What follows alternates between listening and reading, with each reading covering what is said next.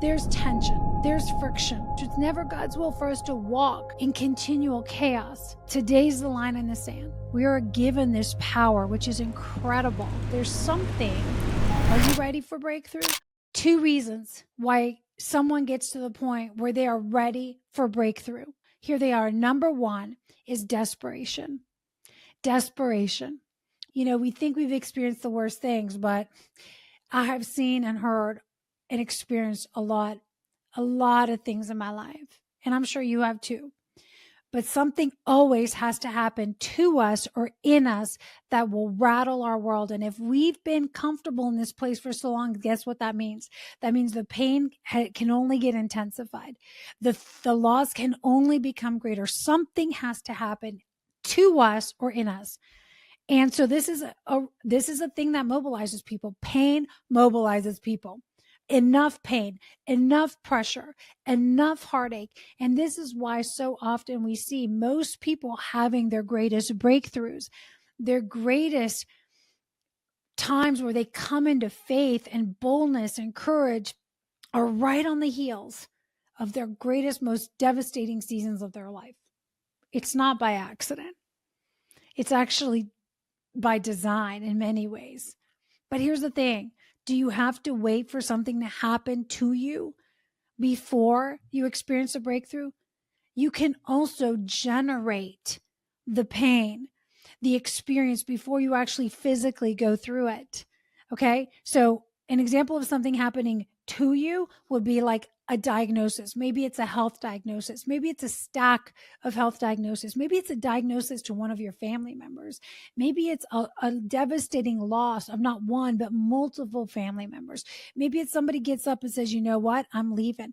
Maybe not only that, but then on top of it, the kids don't want to talk. And then on top of it, your business is going sideways. And then on top of it, you're losing all faith in the industry. And then on top of it, and you see what happens. And by the way, this sounds extreme, but I hear this stuff all the time where it starts stacking on, right? It's like this happened and then this happened and then this happened. And it's like, I've been stripped naked of everything I thought mattered, of everything I thought I held valuable, of all of my identities. And now all I have is just me here, nothing. And I'm ready finally to say yes to the different life. Use me. Let me be a vessel. What would you have of me, God? What do you have for me? I surrender all. The second reason why people change, why transformation begins to happen, is because of inspiration. Inspira, the very breath of God that enters us into our mind, into our hearts, into our spirit, and we are inspired. How do we get inspired? Something happens to us or something happens in us. Maybe we see, it could be something as simple as we're on a trip and we see something new. We are exposed to a new environment. We get into a room, we hear couples talking and we see love like we've never seen it before. Maybe you go to a place and all of a sudden you're exposed to people that are working in ways that you're like, what? I don't have to work 16 hours a day sitting behind a computer and it doesn't have to look like this. You mean it can look different? You mean I can work from anywhere? You mean I can do work I love and get paid really well? You mean I can rest and be highly productive? Like that's a thing? You mean I can do amazing mission-driven work that is highly profitable and fruitful and also operate from a rested state? That's a thing? Yes, that's a thing. It's a thing when you get in rooms, in environments where you start to see that people are operating that way. You begin to see another reality. How do you get inspired? Well, you move into environments that are inspiring. That's one thing. You can do that. Sometimes it might happen to you, right? It's unexpectedly unplanned. You run across someone. It's a conversation that changes your life. You go to a place, you see a new culture, boom, changes your life. You'll never be the same again. You read a book, boom, your eyes haven't been opened to a new reality. You'll never be the same again. This is why I'm such a fan of reading, of understanding, looking at other cultures, getting in rooms with other people, making sure that we are breaking out of the normal patterns of always hanging out with the same people, always reading the same stuff, always hanging out with people that have the same ideas and opinions as us. Unless you're really tracking in the direction that, yes, this life is fruitful, it's multiplying, I feel alive. and you've surrounded yourself with inspiring, life-giving, wise people and experiences like that are, just opening up your mind, your heart, your spirit. James 1 speaks about double-mindedness and how it directly affects our ability to receive breakthrough from God. Double-mindedness reflects an inconsistency in our spirit, in our thoughts, in our actions, indecision, a divided heart, which means a divided mind, which means a divided spirit, which all can hinder our prayers. It can hijack our prayer life. It can hijack our decisions that we make, our momentum in certain areas of life. It can delay breakthrough, and it keeps us stuck in the gap, right, between where we are and where we want to be. So I want to share directly from James 1. If any of you lacks wisdom, he is to ask our benevolent God who gives to everyone generously without rebuke or blame, and it will be given to you. But you must ask in faith without doubting, for the one who doubts is like a billowing surge of the sea that is blown about and tossed about by the wind. For such a person ought not to think or expect that they will receive anything at all, being a double-minded man, unstable and restless in all his ways. In everything he thinks, feels, or decides. I think that there's so much gold right there. There's so much gold. Especially, I want you to tune into the double-mindedness, a divided heart, inconsistency, indecision.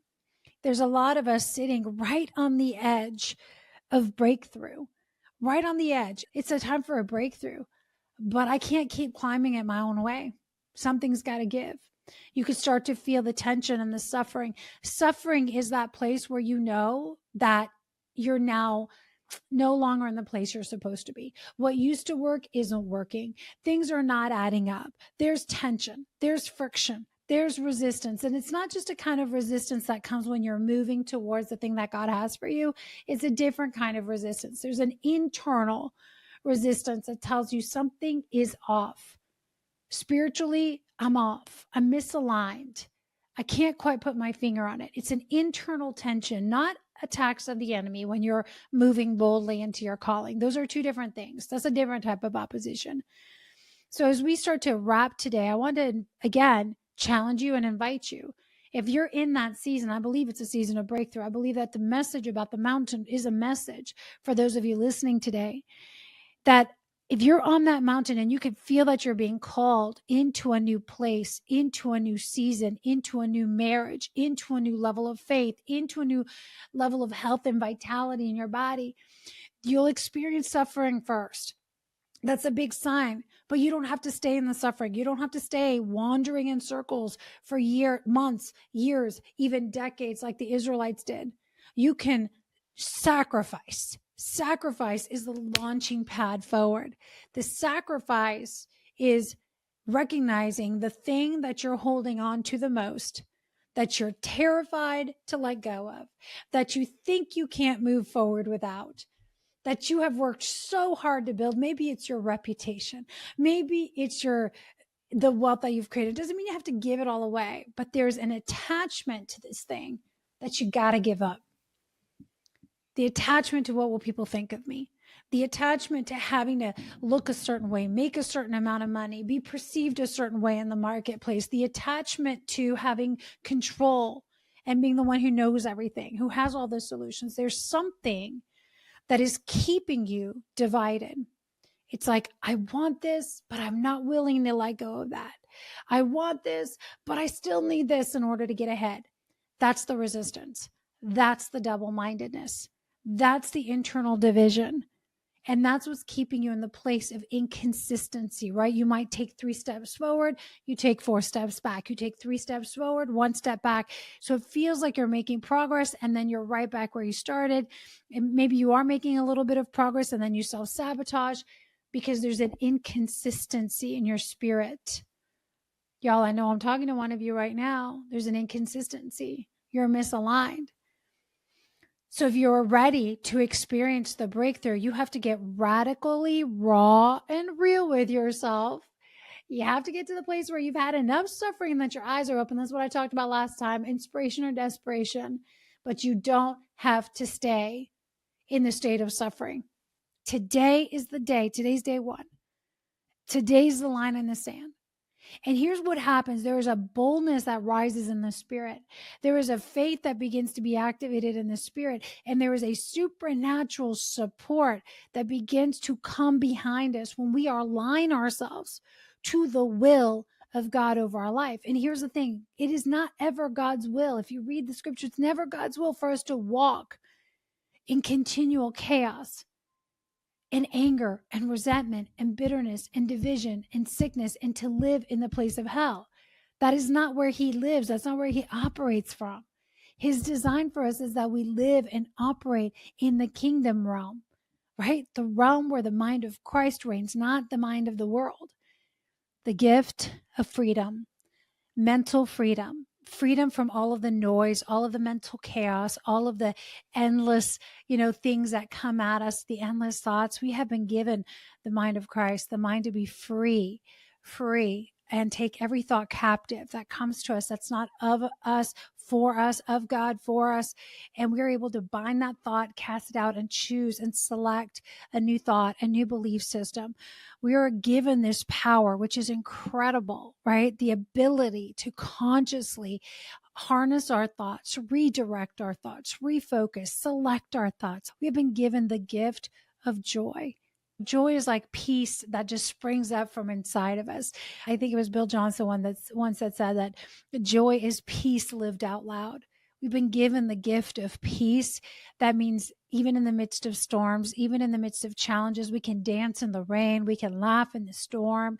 The gift of love, of unconditional love, of just knowing that you are wrapped in love. You were created in love by the author of love, the one who is love embodied, the one who created love, created you out of love for you intimately, knowing everything about you, knowing every plan and purpose for your life, knowing every gift that would be put in you.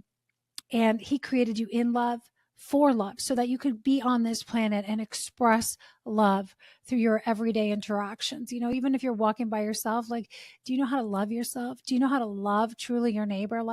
Some people that are hard to love, they need an extra dose of it. But we are created out of love from the very one who invented love so that we could be an expression of love. Maybe you feel like you're wrapped in chaos or strife or just rushing and busyness. I want to invite you to just, again, slow down. If you slow down, if you take a beat, you will begin to notice that love is all around you. Sometimes love is in the stranger that looks at you at the grocery store. Sometimes love is in that kind word that someone passes along to you. Sometimes love is just walking in the woods and asking the Holy Spirit to just wrap you with love. And all of a sudden you feel that ray of sun just wash over you and you feel wrapped in warmth. The reality is, if you close your eyes right now, and I invite you to fast forward 5 years into your life, into your future, 10 years, do you love what you see, or does it make you cringe? Does it make you afraid? Man, Lord, I just don't want my kids to walk the same path that I walked. I hope that they don't walk the same path. Then I invite you right here, right now, to make a decision. That right here, right now, breakthrough starts now. And if this message spoke to you and you guys want support through coaching and mentorship, you can click on the link. You can apply for a discovery call. And our one-on-one containers, they're immersive. We work with you intimately. It's an investment of time and energy and resources because we know that breakthrough is available now. And if coaching isn't the right steps, we can direct you to books or resources that might be the right place for you to start. But make the decision, because breakthrough starts with a decision that the time is now. I am ready. I am willing. Victory is already at hand. All right, guys, thank you again for being here. Until next time, here's to loving fiercely and leading courageously.